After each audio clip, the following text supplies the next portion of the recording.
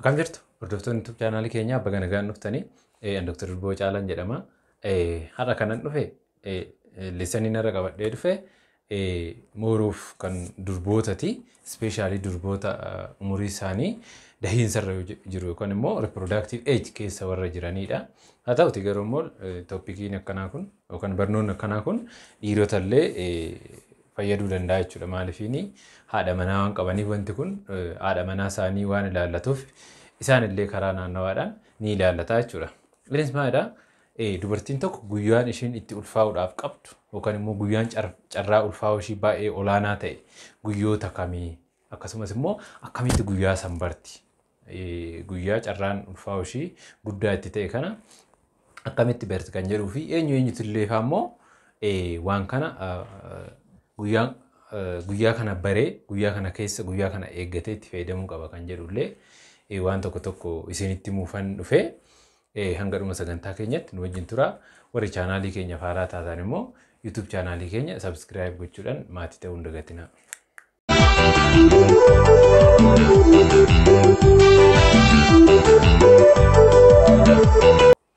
Egaa hordoftoota keenya guyyaa kana baruudhaaf guyyaa carraan ulfaa'uu guddaa itti jedhamu kan immoo olaanaa itti jedhamu kan yookaan fertile days guyyoota jedhaman kana yookaan fertile window guyyaa jedhamu kana itti baruudhaaf jalqaba irratti guyyaa ovulation day ishii beekuu qabdi jechuudha dubartiin tokko.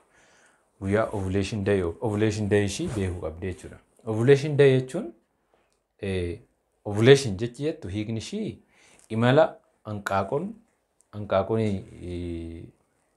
mature taate yookaan hanqaaquun bilchaatte ovarii irraa kaatee gara ujummoo ovariitti gootu ovulation jedhama jechuudha. Normaalii hanqaaquun ovarii keessatti oomishamti.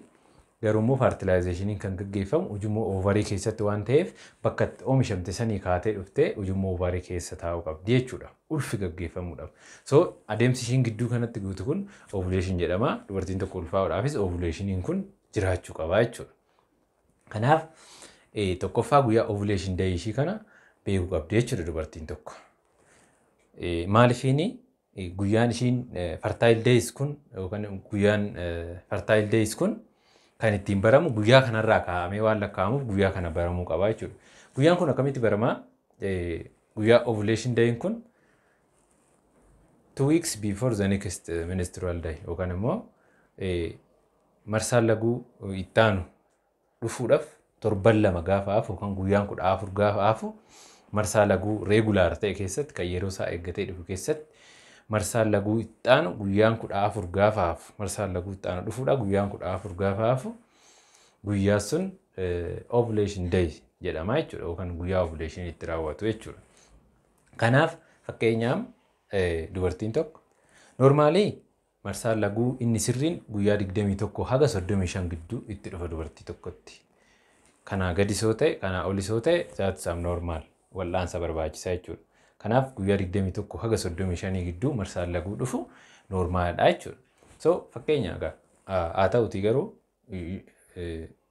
guyyaa 21 fi 35 itti dhufu usually marsaan laguu dubartoota hedduu guyyaa 28 itti dhufa jechuudha. Fakkeenyaaf dubartii marsaan laguu ishee guyyaa 28 itti dhufu takka akkamitti guyyoota fertile days kana barteetoo guyyoota kana keessa yoo ulfaa'ullee barbaadde guyyoota kana keessa haala kamiin guyyoota kana bartee yoo barbaaddellee guyyoota kana keessa walqunnamtii saalaa taasisuudhaaf akka ulfa warri baay'ee barbaade jechuudha. So guyyaan kun egaa fakkeenyaaf guyyaa 28tti kan itti dhufu ta'e ovulation day dubartii kana guyyaa 28 irraa 14 hir'isna. Kuni gaafa hir'innu meeqa ta'a? Guyyaa 14ffaa ta'a jechuudha. Guyyaa 14ffaa jennu eessarraa kaa'amee lakkaa'ama? Guyyaa jalqaba marsaan laguutti dhufe. First menstrual day guyyaa jalqaba marsaan laguutti dhufe irraa kaastee guyyaa 14ffaan guyyaa ovulationiiti jechuudha. Kanaaf guyyaan ovulationii guyyaa 14ffaadha. Dubartiin kun guyyaan ishiin carraan itti ulfaa'uu qabdu guyyaa 14ffaa kanaan dura guyyoota 5 keessatti jechuudha. Guyyaa 14ffaadhaan dabalatee kana jechuun guyyaa 14ffaa guyyaa 13ffaa 12ffaa 11ffaa 10ffaa guyyoota kana shanan especially garuu guyyoota 3 14ffaa 13ffaa 12ffaa these 3 days the most important days guyyaa carraan ulfaa'uu guddaa itti ta'e jechuudha. guyyaa jalqaba marsaa laguu argitee kaastee guyyoon nama jedhe kun sadeen guyyaa carraan ulfaa'uu dubartii kanaa guddaa itti ta'ee jechuudha. So fakkeenya immoo biraattis yoo fudhanne dubartoota hundatti akkan dura jedhe guyyaa 28 dhufu heddumminaan akkas haa ta'u malee fakkeenya dubartii tokko guyyaa 35 itti dhufoo ta'e marsaan laguushii guyyaa 35 irraa 14 irraa yeroo irra 21 ta'a jechuudha. Kanaaf ovulation day ishii guyyaa 21 irratti jechuudha. Kanaaf guyyoonni fertile days dubartii kanaa kan ta'u guyyoota 21 kaasee guyyoota 5 guyyaa 21 faadhaan dabalatee guyyoota 5 isaanii jechuudha. Kana jechuun 21, 20, 19, 18, 17 jechuudha. Guyyoonni kun 5 fertile days jedhamu jechuudha. Haa ta'utii garuu specially akkuma dura jedhe guyyoota sadassanii jechuudha. 21, 20, 19 guyyoonni kun sadan guyyaa baay'ee most fertile days ta'eedha jechuudha. Guyyoonni biraas yookaan immoo marsaan laguu kanaan alaan deddeebi'us yoo jiraate haaluma kanaan lakkaa'amaa jechuudha. Fakkeenyaa guyyaa 30 kan itti dhufoo ta'e 30 irraa 14 irraa yeroo irratti 16 ta'a jechuudha. Kana jechuun ovulation day dubartii sanii gaafa guyyaa 16 irratti ta'a waan ta'eef guyyaa 16 dabalatee guyyoonni 5 sun fertile days jedhamu jechuudha. San keessaa immoo specially guyyaan 3 sun the most fertile days jedhamu jechuudha. Kanaaf haala kanaanidha dubartiin tokko guyyaa itti marsaan laguu guyyaa itti carraan ulfaa'uu ishii guddaa ta'e kan itti beekuu dandeessu jechuudha.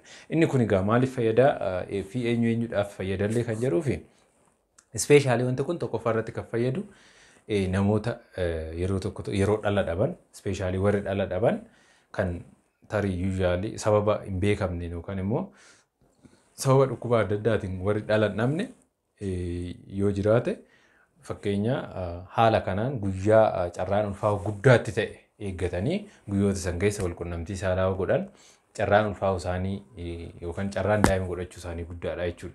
Yoo sababa dhukkuboota adda addaatiin dhalan dhabin yoo sababa dhukkuboota adda addaatiin dhala dhaban saniif bal'aanamuu qabu. Garuu yoo sababa dhukkuboota adda addaatiin dhalan dhabin sababa tarii wal qunnamtii saalaa guyyoota filatamaan ta'an irra yoo godhan yookaan immoo waan akkanaa kun namoota bakka gargarii jiraataniif baay'ee fayyada jechuudha. Kanarratti dabalatee namoota bakka gargarii jiraatan namoota yeroo gabaabaadhaaf wal argan yoo jiraatan garuu immoo daa'ima godhachuu yoo barbaadan namoota akkanaallee ni fayyada jechuudha. Guyyoota kana adda baafatanii guyyaa carraan ulfaa'uu isaanii guddaa ta'e yookaan carraan ulfaa'uu dubartii isaanii guddaa ta'e keessa wal qunnamtii saalaa gaafa taasisan carraan ulfaa'uu dubartii isaanii olaanaadha jechuudha. Kanaaf namoota akkasiitiif illee ni fayyada. Akkasumas immoo warra biroo warra dhala godhachuu hin barbaadin warra qoricha amala ittisa dheeyinsa ulfaa kana dura sanitti meera gosoota maloota ittisa ulfaa an jedhu irratti yeroo lama viidiyoo hojjedheen ture. San laaluu dandeessu. Maloota namtolchee fi mala uumamaatiin akkamitti akka dheeyinsa ittisan kana dura hojjedheen ture. So warra qoricha fayyadamuu tarii hin barbaanne san keessatti mala kana fayyadamanii faallaa kana yoo dhala godhachuun barbaadin yookaan yoo daa'ima godhachuun barbaadin yookaan dubartiin yoo ulfaa'uun barbaadin guyyoota amma jenne kanarraa of eeguudha jechuudha. Guyyoota amma jedhe kana guyyoota 5 sanarraa wal qunnamtii saalaa gochuu dhiisuudhaan da'iinsa irraa ittisuu danda'u jechuudha. Garuu best option moti kun filannoo gaariin qoricha fayyadamuutu irra amanamaadha jechuudha. Darbee guyyoota kanaan alattirree ulfi baay'ee jiraachuu danda'a. Garuu beekamaa miti. Haa ta'uti garuu darbee guyyoota amma jenne kanaan alattirree yeroo itti carraan ulfaa'uu jiru ni jira jechuudha. Kanaaf har'aaf kan hin qabadhee dhufe kanuma viidiyoo keenyaatiin ni jaallattu jedhee yaada. Yoo jaallattan immoo laayik gochuun dagatinaa gaafii qabaannan koomentii jalatti nu barreessuu dandeessu. Viidiyoo kana immoo ammas hiriyoota keessan biraan sheer gootanii isaan biraan ga'uun dagatinaa fayyaa ta'a.